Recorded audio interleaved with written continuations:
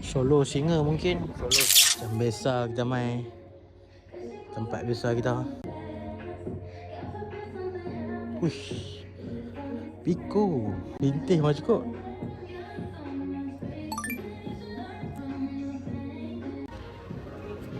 Kita kena belek satu-satu lah. Bodoh. Lepas kena tarik satu-satu tu aku bagi tepi ni kan. Yang ni tak tengok lagi, ni tengok lah.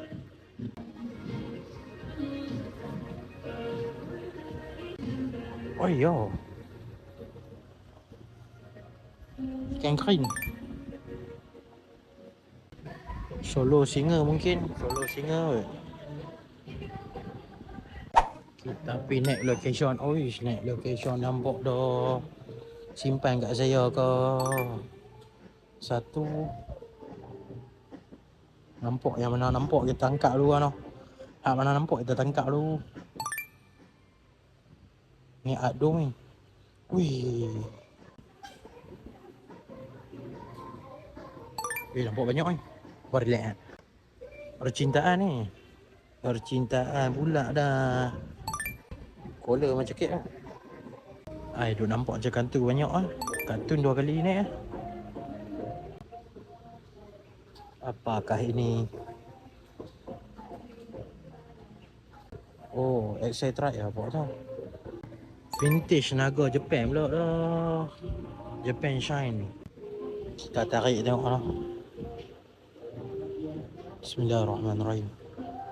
Vintage banyak tapi vintage ya macam promo T ni. Naga Japan lagi ke apa? Wish.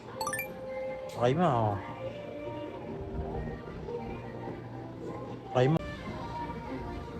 Vintage kapal. Oh, lagu senyap sikit barulah.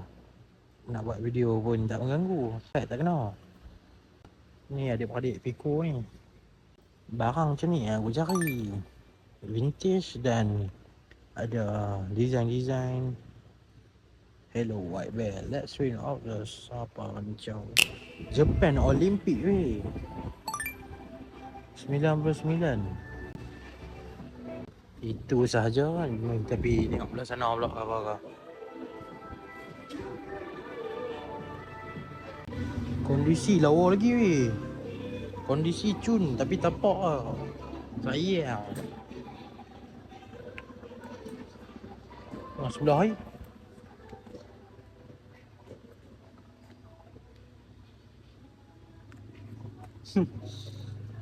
Jengko. Ni lawa no. Allah sayang.